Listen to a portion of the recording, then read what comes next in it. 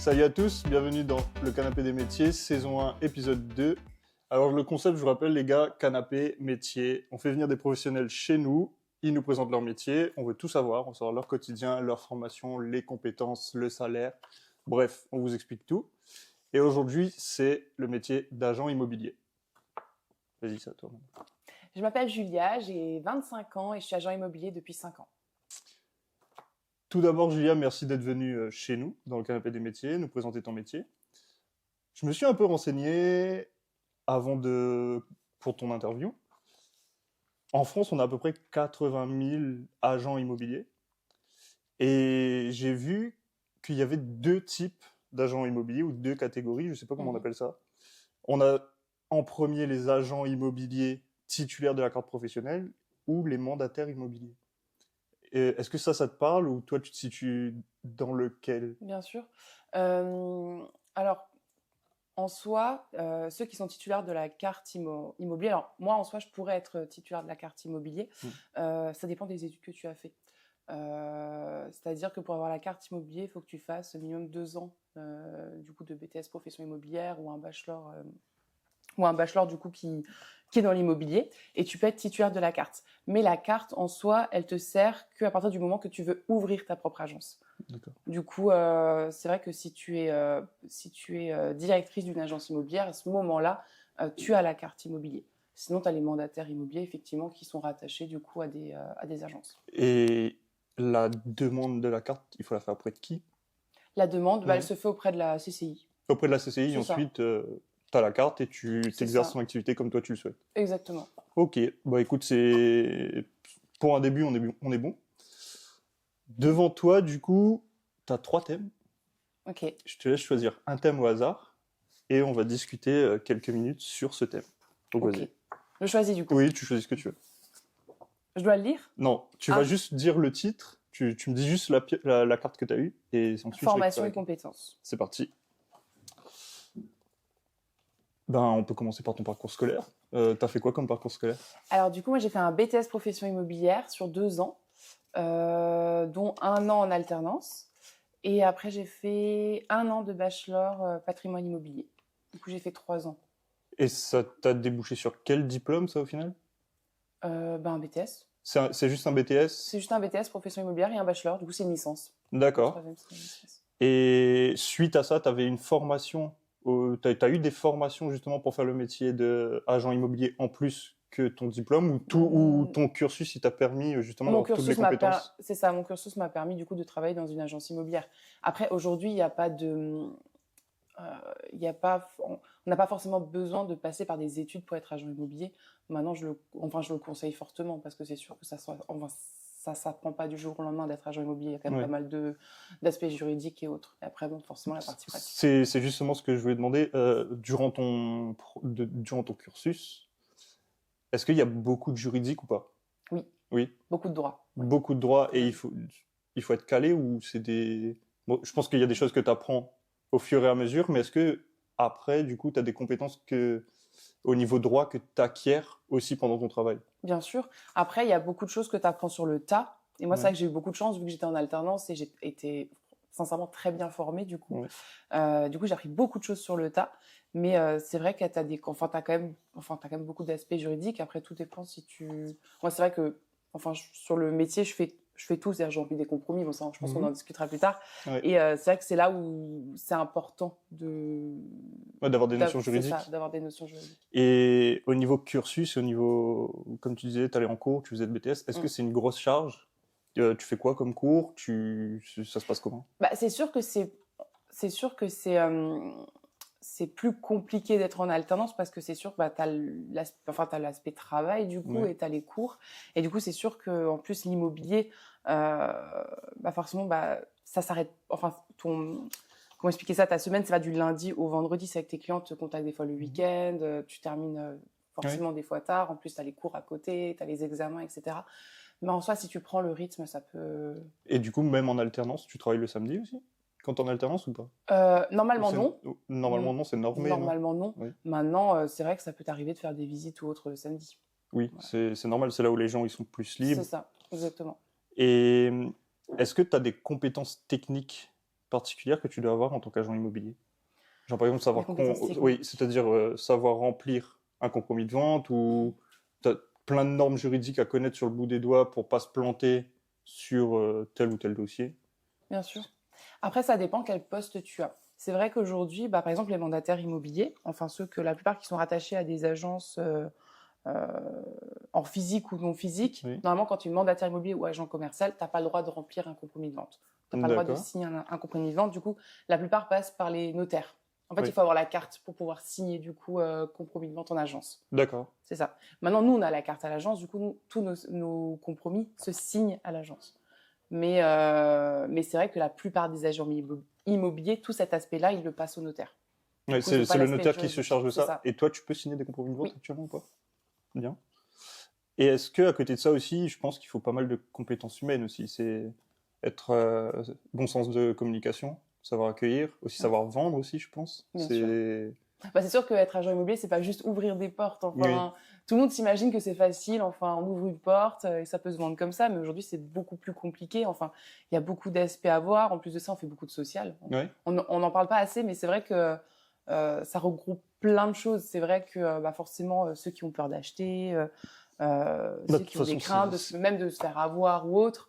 c'est normal, c'est l'achat d'une vie aussi. C'est Donc ça. c'est pas un petit achat. Les gens, c'est pas comme si ils allaient acheter des pâtes C'est ça. au supermarché, quoi. Non, c'est plus compliqué que ça. Et une question que je me posais aussi, c'est est-ce qu'il faut aussi un bon sens de la déduction? Je m'explique. Comment toi tu fais, par exemple, tu vois, pour attribuer un bien à visiter à une personne qui vient chez toi? Moi, si demain matin je viens, je te dis, ok, je veux une maison dans cette fourchette de prix, et toi, tu déduis qu'il faut me faire visiter cette maison et pas celle-là. Parce qu'on aura déjà les critères de la personne, du coup. Ouais. C'est vrai que nous, quand on fait une recherche client, c'est-à-dire que quand un client nous téléphone ou quand on rencontre un client sur le terrain ou autre, il va nous dire voilà, qu'est-ce qu'il recherche, du coup, quel secteur, quel budget, quels sont les indispensables, combien de pièces, la superficie, etc. Ouais. Et en fonction de ça, c'est vrai que on peut déjà savoir quoi lui faire visiter ou non. Et tous les gens, ils sont aussi précis que ça? Ou t'as des gens qui te disent, bah écoute, nous on veut juste Alors, une maison et on voilà. ne quoi. demande pas d'être précis Ouais. complètement parce que c'est vrai que des fois, les personnes elles peuvent faire abstraction sur des détails et Mhm. finalement, voilà, peut-être ce bien va leur passer sous le nez. Mais maintenant, c'est vrai qu'on essaye d'être le plus large possible. Je sais que la plupart du temps, ça fonctionne bien. Oui. Et je reviens un peu sur ce que tu avais dit tout à l'heure. Tu disais que il y a pas mal de choses que tu avais appris sur le tas. Oui. Et du coup, tu as appris quoi sur le tas? Est-ce que tu as des exemples que tu peux nous citer, que tu n'avais pas appris en cours, mais que tu as dû apprendre forcément le jour Alors, J? sincèrement, moi, j'ai tout appris sur le tas. Ah oui? Enfin, tout non, parce que c'est vrai qu'il y a beaucoup de... Enfin, c'est sûr que les cours, c'est primordial. On apprend l'aspect juridique, comment remplir un mandat, comment faire un compromis de vente, etc. etc. Mhm. Mais c'est vrai que le cœur du métier, ça ne prend pas en cours. Ça s'apprend vraiment sur le tas. Ouais. Faire des visites, appréhender le client, faire le suivi client, même remplir un mandat, enfin faire un compromis. Tant qu'on n'est pas dans la situation réelle, Mhm. t'as aucune les cours idée. c'est bien, Ouais. les cours c'est bien, mais c'est le tas qui va t'apprendre. C'est l'expérience du terrain, C'est quoi. ça, C'est à c'est peu près comme tous les l'expérience du métiers, je terrain, pense. Il c'est n'y a vrai. pas, C'est des vrai. trucs où tu es préformé, à part peut-être un peu dans le domaine médical, mais C'est tu as ça. des formules, Après, des normes. Mais... sincèrement, moi, enfin la première année, je l'ai fait en initial.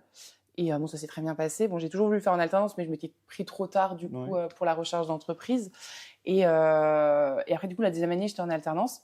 Et sincèrement, enfin, heureusement que j'étais en alternance parce que toute mon expérience, je le dois du coup à l'entreprise. Mais du coup, c'est bien. Et suite à ton alternance, tu as été recruté directement après ou pas? Oui.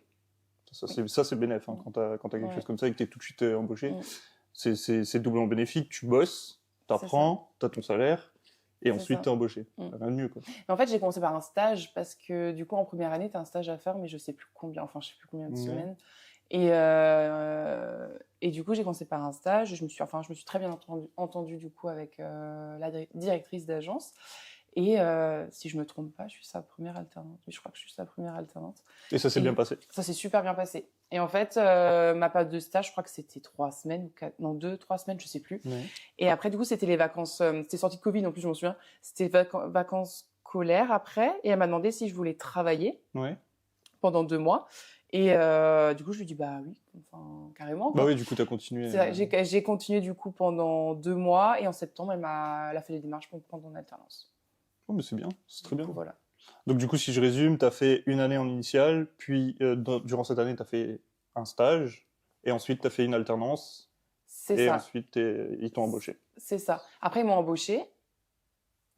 Oui, enfin, elle m'a embauché du coup pendant 1 an et demi. Et là, depuis l'année dernière, je suis à mon compte. Enfin, je suis toujours attachée à l'agence. Oui, Du coup, je me suis mis à mon compte en tant qu'agent commercial. d'accord.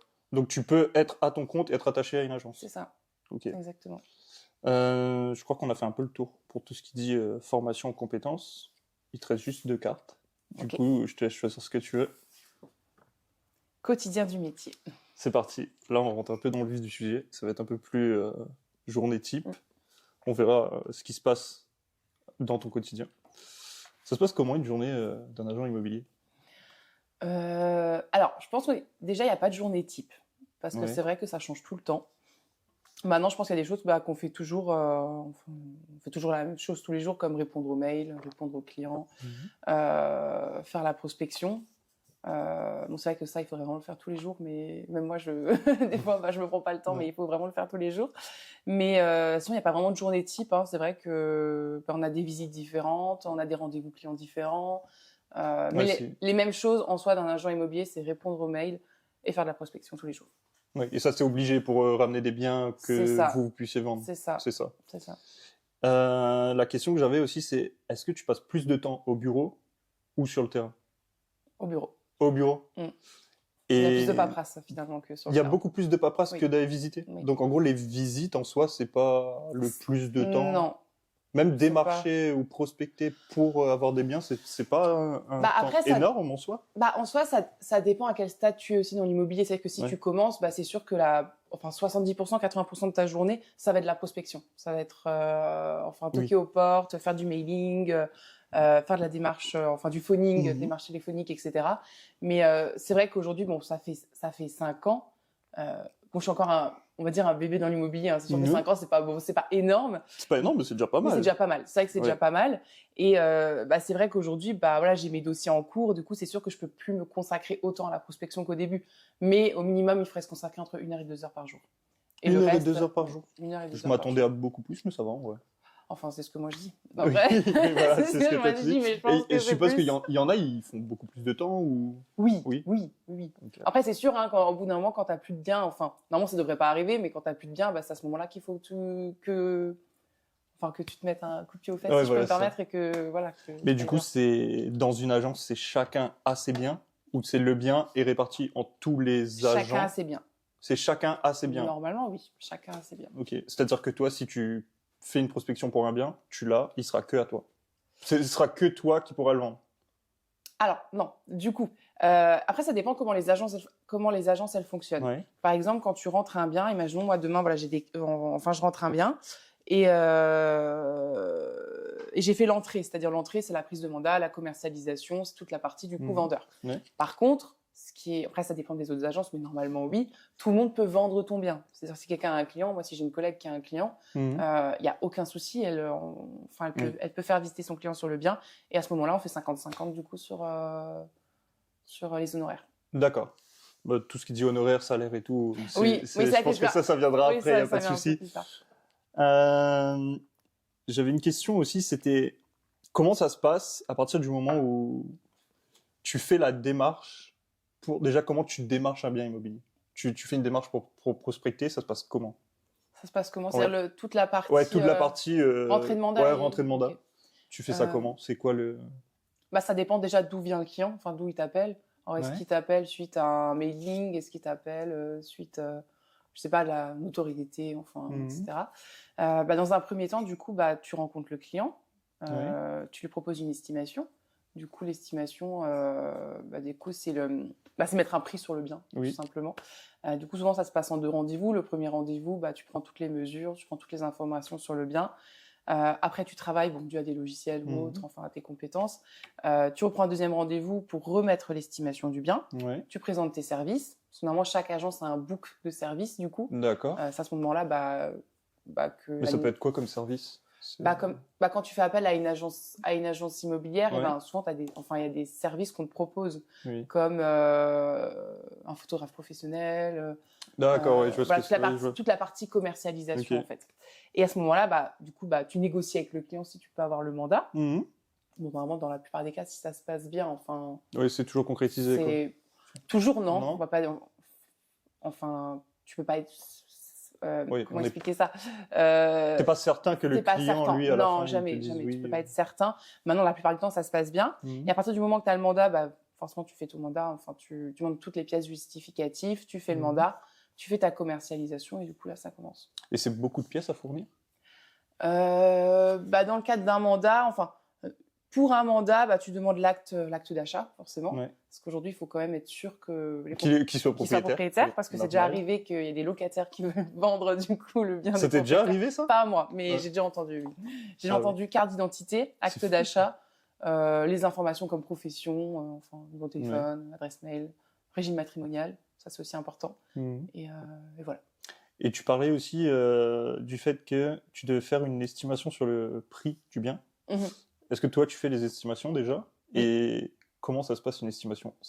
Tu prends quoi comme critère? Tu te bases sur quoi pour dire, OK, ça vaut tel ou tel prix, quoi. Ok. Ça se passe comment? Déjà, dans un premier temps, tu prends toutes les informations de la maison, de l'appartement, enfin, qu'importe ce que tu vas estimer. Du coup, tu prends les mesures. Alors aujourd'hui, c'est très important d'avoir la bonne surface, parce que du coup, chaque mètre carré a un prix. Forcément, ça dépend du secteur où tu es. Et nous, par exemple, du coup, à l'agence, on a différents logiciels. On travaille avec des logiciels, du coup, qui sont assez intéressants, parce que sachant que les données du marché sont mises à jour tous les mois. Ouais. Mais après, forcément, on a des comparables. D'un moment, c'est vrai que quand tu connais ton secteur, tu sais, tu sais qu'est-ce qui se vend, tu connais le prix du mètre carré moyen. Et après, tu te bases sur des références qui se sont vendues récemment. On a aussi un logiciel avec des références, du coup, de vente. Du coup, ça nous aide aussi pour les estimations. Et après, en fonction du bien, tout simplement, hein, je veux dire, des prestations, qu'elles soient qualitatives, est-ce qu'il y a des travaux à prévoir? C'est sûr, ce ne sera pas la même estimation s'il n'y a pas de travaux, s'il y a des travaux. Mais du coup, ces estimations, ça se base plus sur pas sur la déco en soi, mais plus sur la partie fonctionnelle de la maison. Oui. Alors, la déco, c'est quelque chose à part. En soi, la déco, Ouais. tu peux l'enlever comme ça et souvent, c'est pas vendu avec. Ouais. Mais c'est surtout, aujourd'hui, les hackers sont, on est très vigilant, surtout sur l'isolation. Oui. Les gros travaux comme la toiture, la charpente, il y a une façade à refaire. C'est sûr que demain, tu as un bien avec une maison où il n'y a rien à faire et une autre maison, sur le même secteur, Oui. une autre maison, tu as beaucoup de travaux à prévoir, comme la toiture, et c'est sûr que c'est des budgets assez conséquents, l'isolation, etc. On ne sera pas sur le même prix. Il y aura une différence de prix. Il y aura une différence de prix, normal. forcément. Et du coup, en fait, même si j'achète un Roche-Beaubois que je le mets chez moi, ça ne augmentera pas le prix de mon appart, quoi. Non. C'est dommage. Non. Mais bon. Du coup, la suite de ça, c'est OK, tu as acquéri un bien que tu vas mettre en vente. Comment ça se passe à partir du moment où tu as le premier contact client, où, par exemple, moi, je t'appelle, je te dis, OK, j'ai besoin d'une visite, je veux acheter tel ou tel appart. Ça se passe comment à partir de ce moment-là jusqu'à la signature du notaire? OK. Déjà, dans un premier temps, quand un client nous téléphone, on va, avant d'organiser une visite, parce que la plupart, ils nous appellent, ils nous disent, écoutez, on a envie de visiter ce bien-là. Ouais. Maintenant, c'est vrai que nous, on fait déjà un gros travail en amont. Parce qu'aujourd'hui, le but, c'est ce qu'on dit à nos vendeurs, le but, c'est pas de faire 15 visites, le but, c'est de faire 5 visites, mais qualitatives. On est sûr que ces personnes-là, soient pas des touristes, entre guillemets. Parce qu'il y a beaucoup de touristes aussi, de curieux ou autres. Ah oui. Oui, si tu fais pas une sélection, il y a beaucoup de curieux. Mais les curieux, c'est pourquoi ça sert je te donne un exemple. Par exemple, à l'époque, j'avais vendu une maison et les voisins ont voulu visiter alors qu'ils n'avaient aucun projet de vente. Mais je l'ai remarqué au téléphone. Ils m'ont fait comprendre. C'est fou, ça. Du coup, c'est sûr que ça peut... c'est pour ça que nous, en tant qu'agence immobilière, on a plus tendance à faire un gros travail en amont que, par exemple, les particuliers. Parce qu'on a l'habitude de ce genre de situation. Mais du coup, on va prendre les critères des clients, on va voir si ça correspond exactement du coup au bien qu'on va leur présenter. On fait aussi une grosse part, on leur demande aussi par rapport au financement.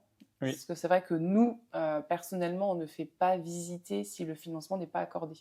Si la recherche de financement, en tout cas, n'est pas n'a pas été faite. Ouais, justement, c'est ce que je voulais te demander après. C'est justement, moi, je sais que quand j'avais fait mes visites, j'entendais, oui, il faudrait que tu aies un dossier de financement prêt avant. Il y en a qui me disaient, ils n'ont pas besoin de dossier de financement prêt ou pas. Et ça, c'est en fonction des agences. Mais chez toi, c'est ça? Alors, je vais pas demander un accord de principe. L'accord de principe, Oui. tu sais, c'est ce que la banque donne dans le cadre d'un achat, Oui. du coup. Je vais pas forcément demander un accord de principe qui vienne avec leur accord de principe, pas du tout. Maintenant, je vais faire quand même un travail en amont. Je vais leur demander, voilà, s'ils sont déjà allés voir la banque, jusqu'à combien, enfin, quelle est leur enveloppe globale, Ouais. et souvent hors frais de notaire. Voilà. Enfin, c'est assez vaste. Et souvent, ces personnes-là sont très à l'aise. Ils nous disent exactement voilà, combien ils ont d'apport, voilà, qu'ils sont déjà allés voir la banque. Et du coup, cela, on peut les faire visiter. Par contre, il y a d'autres personnes, effectivement, qui visitent, mais qui ne savent pas leur budget, qui ne savent pas combien ils peuvent dépenser, combien ils peuvent mettre dans un achat immobilier, pardon. Et du coup, ces personnes-là, c'est vrai que c'est un risque pour nous de les faire visiter. Parce que déjà, c'est une perte de temps. C'est une perte de temps pour nous, pour nous, pour l'acheteur et pour le vendeur. Oui. Du coup, c'est vrai que la plupart du temps, on les renvoie du coup chez notre courtier, parce qu'on travaille avec un courtier. Ouais. Et du coup, après, eux, ils voient avec le courtier ce qu'ils peuvent avoir. C'est ça.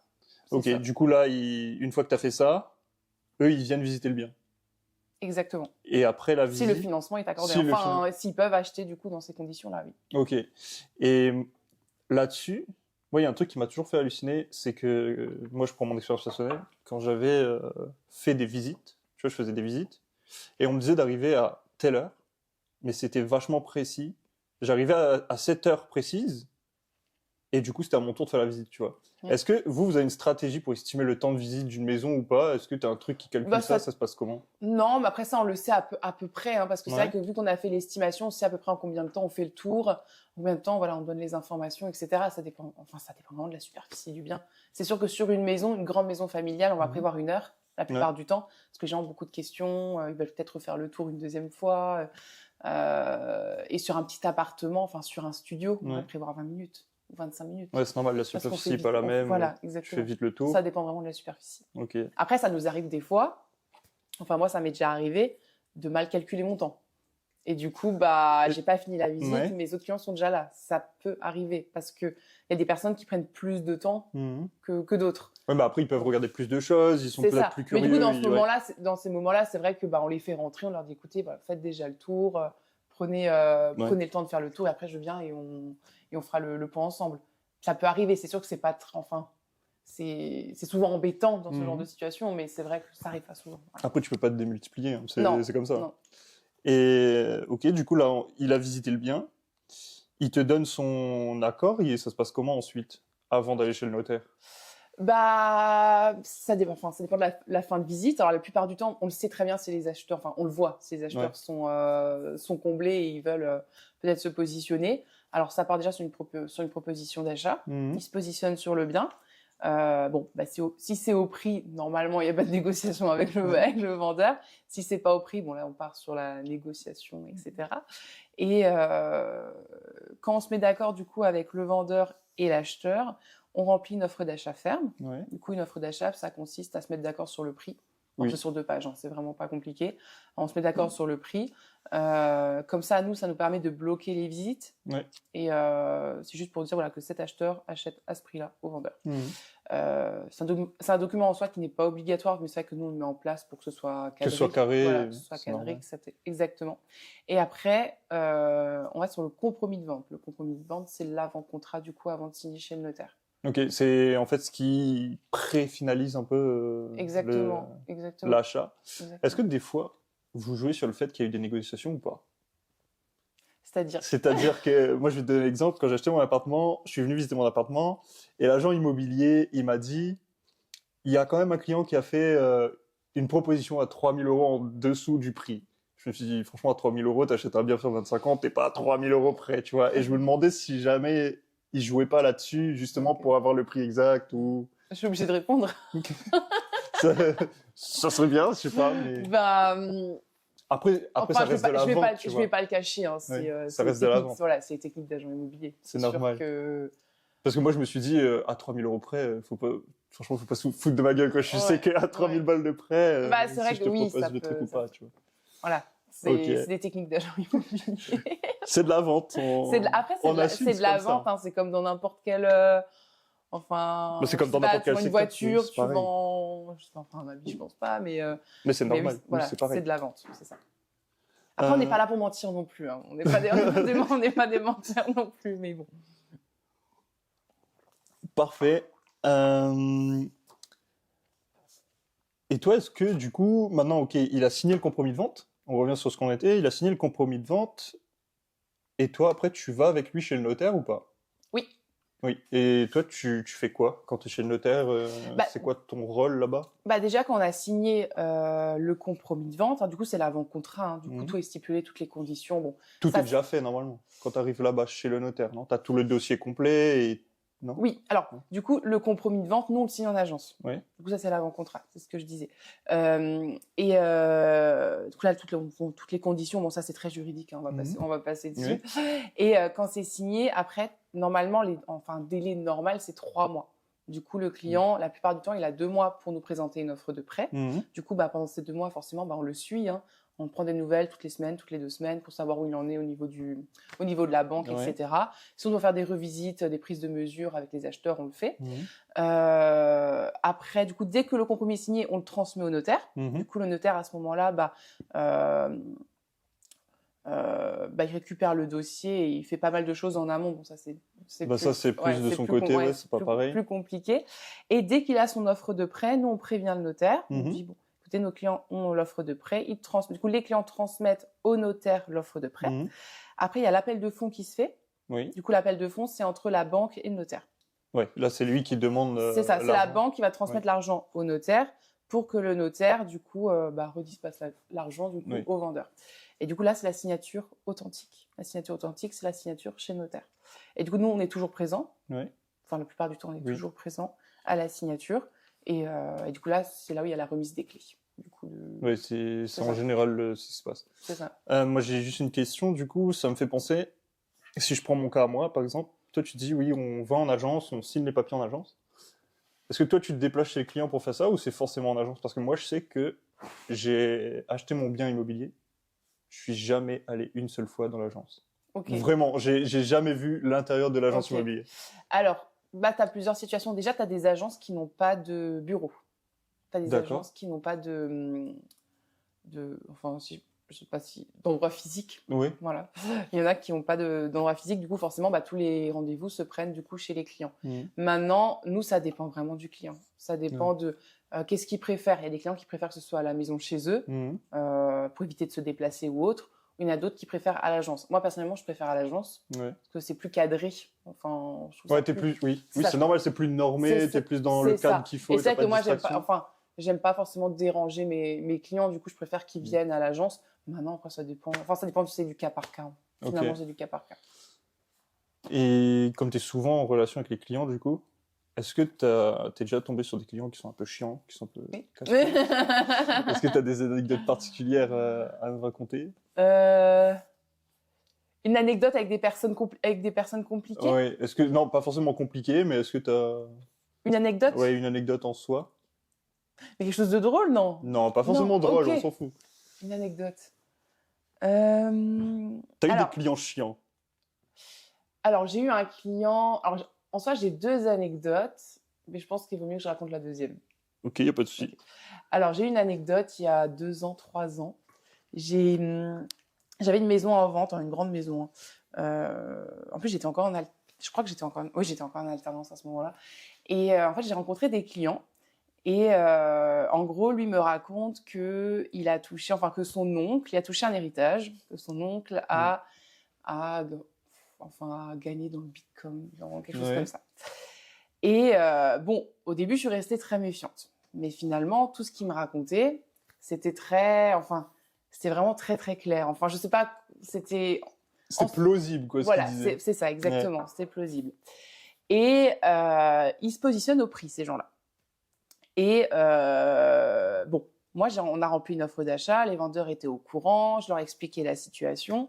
Et c'est que, tu vas comprendre après, heureusement que je me suis protégée, que dans cette offre d'achat, on n'a pas signé de compromis, pas du tout, c'était juste une offre. Sachant que l'offre, c'est pas obligatoire.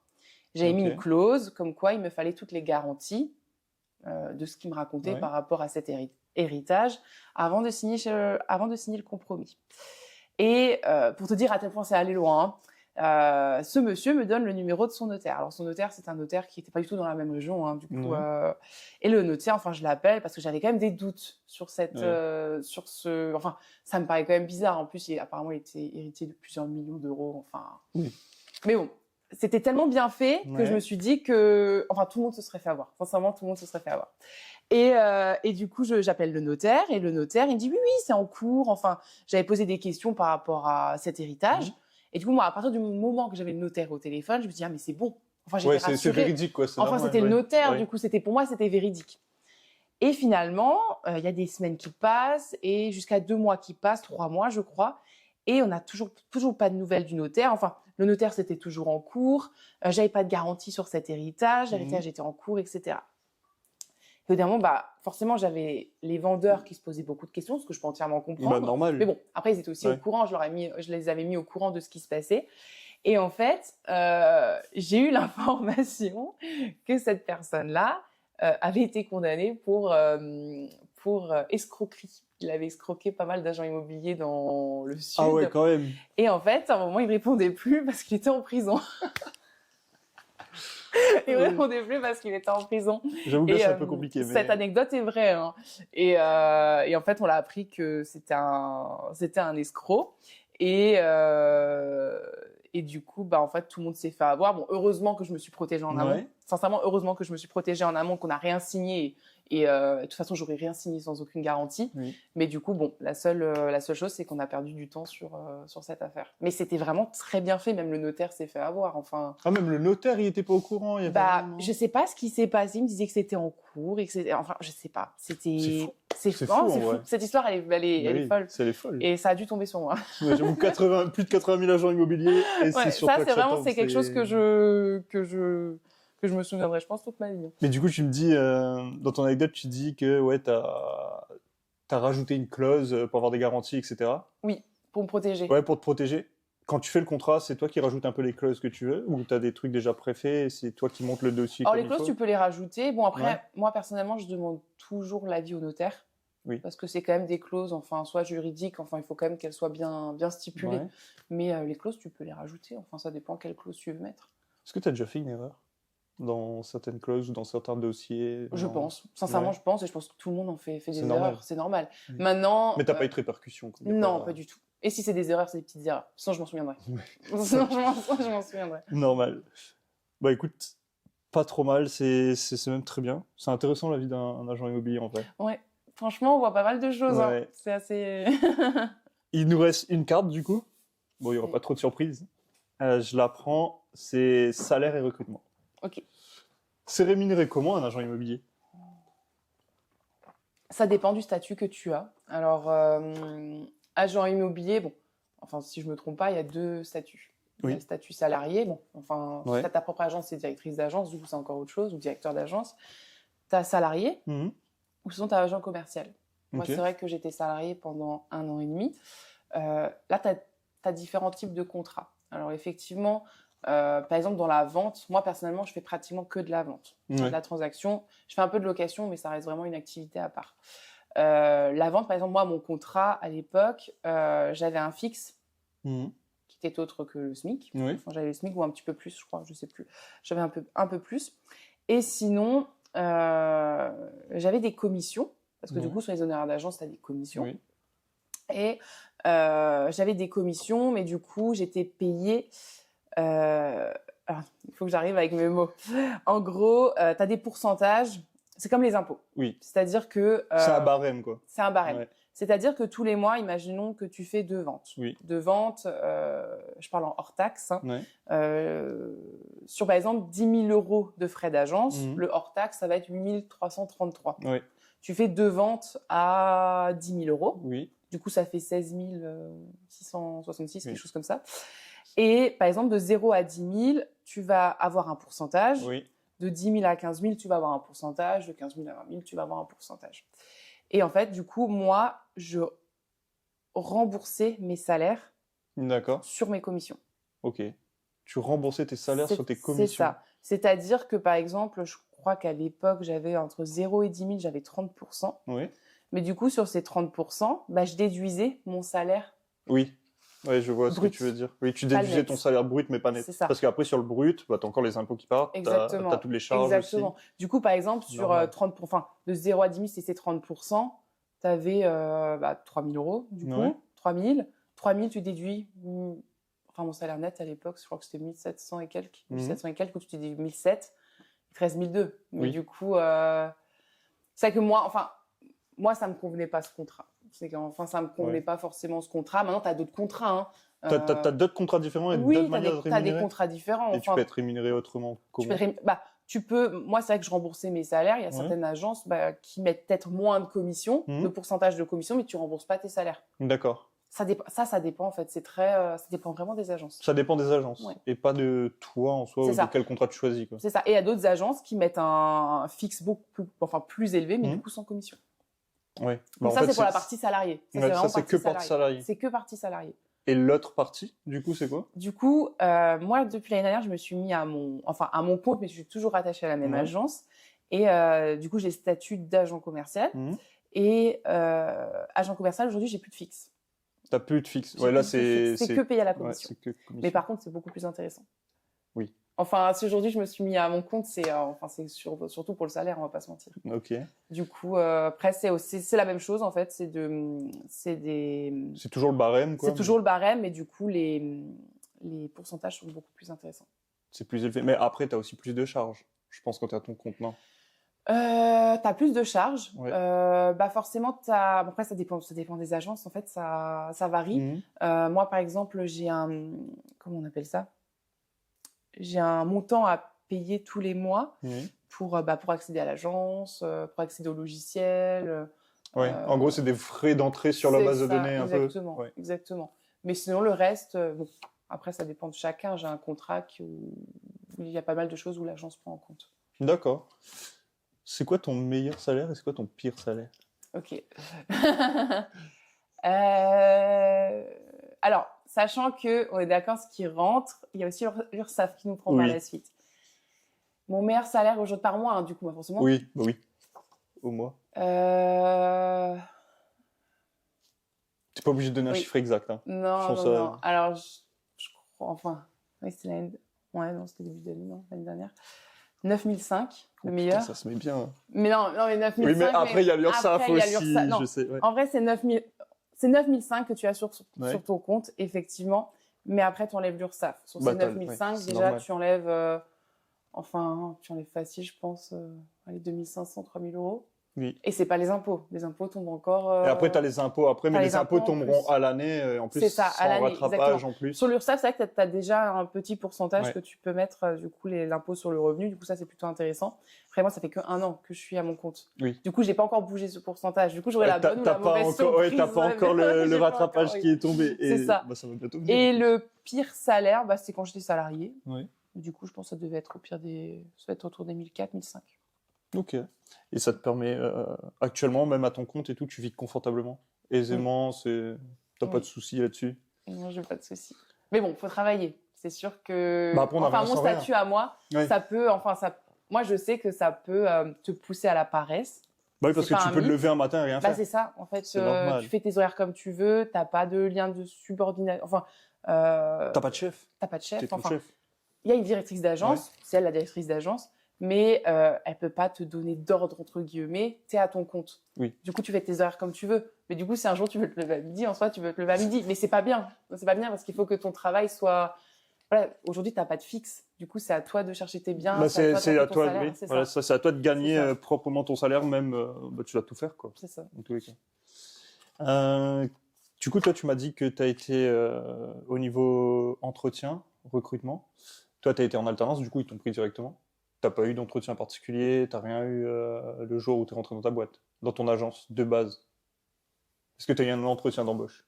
J'ai eu un entretien dans le cadre du stage. Oui, c'est tout. Mais après, vu que j'ai fait l'alternance, j'ai pas eu d'entretien. Du coup, c'est un parcours un peu plus direct que de passer un entretien, faire un rendez-vous, deux rendez-vous, trois rendez-vous, et ensuite tu es là, t'attends, tu te dis ok, on va me prendre, on va pas me prendre. J'avoue que l'alternance, en vrai, pour là-dessus, c'est pas trop mal. Tu vois. Oui, c'est intéressant. quand tu vas on va passer à une autre partie. On va plus venir sur les avantages et inconvénients de ton métier, tu vois. Parce que je suppose que comme tous les métiers, il y a des bons côtés, des mauvais côtés. Est-ce que tu as une voiture de fonction? Parce que tu dois te déplacer pour Non. voir les clients. Mais là, maintenant, tu as ton Mon compte. statut, Ouais. non. De toute façon, dans mon statut, j'ai pas de voiture de fonction vu que je suis à mon compte. Ouais. Maintenant, je sais que ça dépend des agences, mais il y a pas mal d'agents immobiliers qui ont leur voiture de fonction quand ils sont salariés. Ouais. Il y a beaucoup d'agences qui les mettent à disposition. Et moi, je sais que c'était prévu dans mon contrat si je réussissais mes objectifs. Si tu réussis tes objectifs. Du coup, potentiellement, j'aurais pu avoir une voiture Ok. de fonction, je Mais pense. t'avais quoi comme objectif? C'était des trucs vraiment atteignables ou c'est vraiment des trucs un peu avec la barre haute? C'était des objectifs de chiffre d'affaires, de toute façon. Ouais. Le premier. Et après, c'était des objectifs enfin, de rentrée de mandat. Il y avait pas mal de choses qui prenaient en compte. Mais est-ce qu'à côté de ça, tu avais des avantages du style ticket resto? Vu que tu es tout le temps sur la route, non, tu n'avais rien de tout ça? Non. Après, moi, je travaille dans une agence indépendante. Hein. Je ne suis pas dans une agence de réseau, enfin, une franchise ou autre. Alors, peut-être les franchises, effectivement, ils ont des accès enfin, aux. Ils ont un peu plus d'avantages que les. Bah, j'ai envie de dire forcément, oui. Parce que c'est des franchises, du coup, ils ont. Bah, c'est des plus gros groupes aussi. C'est des plus gros groupes, c'est ça. Nous, on est une normal. agence indépendante, hein, mais oui, je pense que dans des groupes, ils ont accès à tout ça. C'est quoi la partie que tu aimes le moins dans ton travail? Sincèrement, je pense la prospection. La prospection, c'est chiant. Enfin, quand il fait bon au printemps, été, ça me dérange absolument pas. Mais en hiver, quand il faut sortir, qu'il fait froid, qu'il pleut, il faut quand même aller sortir. Ça, par contre, c'est un peu embêtant. Bah oui, j'avoue. Moi, je dis tout le temps la même chose parce que l'hiver, je dirais la prospection. C'est la prospection. Oui, en hiver.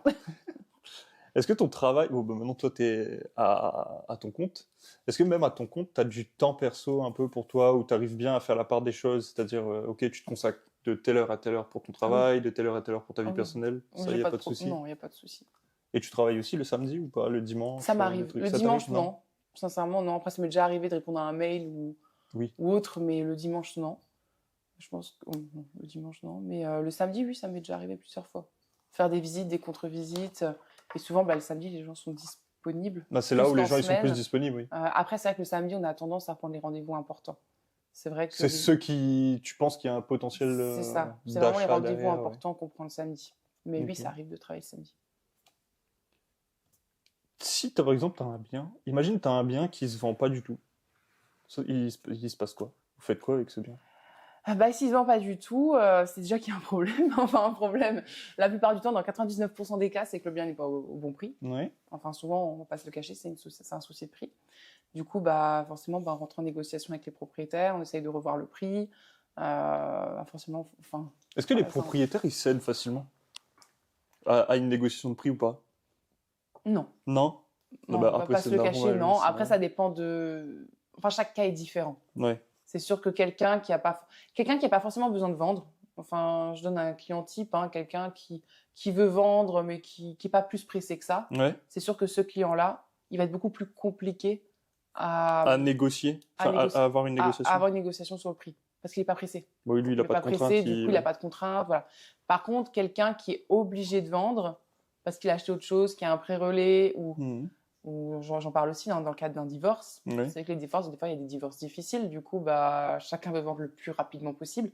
Et du coup, effectivement, là, c'est moins compliqué. Les gens sont beaucoup plus à l'écoute. Maintenant, après, le but, c'est toujours pareil. C'est ce qu'on dit à nos clients. Plus vous avez, plus nous, on a. Oui. Du coup, on n'a aucun... Vous avez aucun intérêt à le mettre pas du tout, on n'a aucun intérêt. Par contre, des fois, on a des clients qui sont un peu plus gourmands, du coup, qui veulent aller au-delà du prix du marché, et on le voit tout de suite, au bout de 3 semaines, 1 mois, ou même plus, on n'a pas trop de contacts, pas trop de visites, du coup, c'est à ce moment-là qu'on... Et ça t'est déjà arrivé qu'un bien est resté plus d'1 an, ou vraiment une longue durée? 1 an, non. Sans être vendu? Par contre, 1 an, je crois pas, sincèrement, peut-être je me trompe, mais je dirais 9 mois. 9 mois. Bon, c'est quand même long, mais... 9 mois, c'est long, oui, c'est long. Après, mais ça se vend toujours au final? Ça se vend. En soi, chaque bien immobilier se vend. Ouais. Enfin, tout se vend, mais c'est une question de prix. Oui. C'est une question de prix, et des fois, c'est sûr qu'on a du mal à négocier avec le propriétaire. Mais...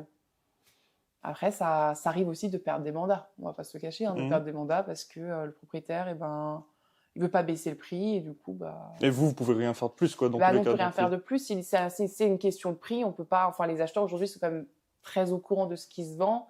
Ils sont quand même, du coup, voilà. Ouais. Mais du coup, là, oui, je te parle des cas où les maisons, elles se vendent pas. Moi, il y a un truc je me suis toujours posé la question là-dessus. C'est pourquoi, quand les agences ils mettent des annonces en ligne, vous gardez même les annonces des biens qui ont déjà été vendus et vous mettez même une photo bien déjà vendue. C'est pour Mais la pub. l'annonce est déjà là. C'est pour la pub. C'est que pour de la pub. C'est que pour de la pub. Parce que moi, je suis tombé plein de fois sur ces trucs-là. Je me dis, mais. C'est écrit sous compromis, vendu. Ouais, voilà. Ouais. Non, c'est que pour de la pub. C'est que pour de la pub. Mais Oui. l'annonce, elle est toujours là. Oui, c'est que pour de la Ok. pub. Parce que moi, je suis tombé pas mal de fois Enfin, là-dessus. pour nous, c'est que pour de la pub, personnellement. Mais nous, ça nous fait un peu chier. Mais bon, c'est pas grave. C'est comme ça. Désolée. Ok, je pense qu'on a fait un peu tout le tour. Moi, j'ai plus trop de questions. Je vais te proposer un petit quiz. Ok. J'aurai 4 ou 5 questions à te poser. Tu pourras juste répondre par oui, non ou joker. Ok. Du coup, on commence. Est-ce que tu as déjà vendu un bien que tu trouvais moche? Oui. Est-ce que tu as déjà menti sur la cause de la vente? Oui. Je te raconterai quelque chose après. Est-ce que tu as déjà eu un moment... Pardon, Oh, sur la cause de la vente? Oui, sur la cause de pourquoi. Ah non, Ok. par contre, non, j'ai mal compris la question. Ok. Non. T'avais non. compris quoi? J'ai compris. Est-ce que tu as déjà non, j'ai compris. Enfin, je sais plus ce Ok. que j'ai compris, mais non, la cause de la vente, non, j'ai Il pas n'y a menti. pas de souci. Est-ce que tu as déjà eu un moment embarrassant ou gênant avec un client? Oui. Est-ce que tu juges parfois la déco des biens que tu vends ou que tu visites? Oui.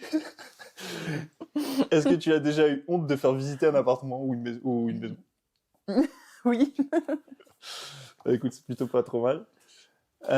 Du coup, moi, je vais te raconter tout de suite quelque chose sur la question où tu as déjà menti sur la cause d'une vente. Pourquoi je te pose cette question? Parce que moi, quand j'ai acheté mon bien immobilier, on m'a dit que la dame, elle avait déménagé dans le sud et tout. Moi, dans tous les cas, ça me pose pas de problème. Et quelques mois après l'achat, j'ai appris qu'en fait, que la dame, elle était décédée dans l'appartement. Tu vois. Donc ça, c'est quelque chose qu'on a appris après. Ouais, non, ça, c'est Bon, pas moi, cool. en soi, que pour moi, ça me dérange pas, tu vois. Ça me dérangeait pas, mais après, je me suis dit, ah ouais, il joue aussi peut-être sur des trucs comme ça pour avoir une meilleure vente et pour avoir plus de facilité, quoi. Bah, en soi, moi, personnellement, j'aurais pas rajouté que la dame est décédée dans l'appartement. J'aurais juste dit, bon, la dame est décédée. Mais je l'ai pas simplement. appris par l'agent immobilier. Oui, mais après, je sais pas pourquoi il a. Enfin, je sais pas. Ouais. Je sais pas le but, mais. Bah, après, Ouais, c'est sûr que si quelqu'un est décédé dans la maison, C'est un peu plus difficile à je vendre, je trouve. t'avoue Ouais. qu'on va pas forcément le dire. Ok. À part si on nous pose la question, c'est sûr que c'est un client nous pose la question, est-ce qu'elle est décédée dedans? Là, on n'a pas le choix. Enfin, je me verrais mal mentir, mais sinon, je vais juste dire que la dame est décédée. Enfin. Oui, c'est Ouais. tout. Ok. Bah écoute, je te remercie beaucoup d'être venu chez nous, De rien. d'avoir présenté ton métier. Avant de nous quitter, est-ce que tu aurais un conseil à donner aux gens sur ton métier, ou en général? Ok. Alors, le conseil que je pourrais te donner, c'est vrai qu'il y a beaucoup de personnes qui disent qu'être agent immobilier, enfin, qu'être agent immobilier, tout le monde peut le faire, Mhm. qu'il n'y a pas forcément besoin d'études ou autre. Et en fait, bah, aujourd'hui, je me rends compte qu'il y a beaucoup de personnes qui tentent l'immobilier, mais finalement qui s'en vont très vite. Oui. Parce qu'il y a beaucoup, enfin, on va pas se mentir, beaucoup de personnes sont attirées par l'argent. C'est plus un forcément. idylle. C'est ça. C'est ça. Et c'est vrai qu'en tant qu'agent immobilier, je ne vais pas me le cacher, on peut se faire de très bons salaires, mais voilà, il faut être bon. Il faut être bon, il faut savoir se démarquer, parce qu'on est quand même sur un marché où il y a beaucoup, beaucoup d'agents immobiliers, il faut savoir se démarquer par rapport aux autres. Du coup, le conseil que je pourrais donner, c'est vraiment de faire des études. Parce que moi, ça m'a beaucoup aidé quand même, surtout l'alternance. Et se lancer comme ça à l'aveugle, souvent il y a des agences qui ne forment pas plus que ça. Oui. Et du coup, on s'en rend compte sur le terrain, hein, ceux qui s'y connaissent et ceux qui s'y connaissent pas, on fait tout de suite une différence. Du coup, aujourd'hui, je pense qu'il faudrait vraiment passer par des études. Ouais. Ou au moins une formation, ou faire au moins un BTS, enfin pas forcément un BTS, mais au moins une formation. Quoi. Ok. Voilà. Bah merci beaucoup. De rien. Merci à vous d'avoir suivi ce podcast avec nous. Si vous avez des questions, des suggestions d'amélioration ou même quelques commentaires, laissez-les en commentaire de la vidéo. Ce podcast est disponible en audio. Et si vous voulez faire comme Julia, venir présenter votre métier chez nous, il suffit juste de nous envoyer un petit mail. Vous aurez toutes les informations en description de la vidéo. Bisous, bye.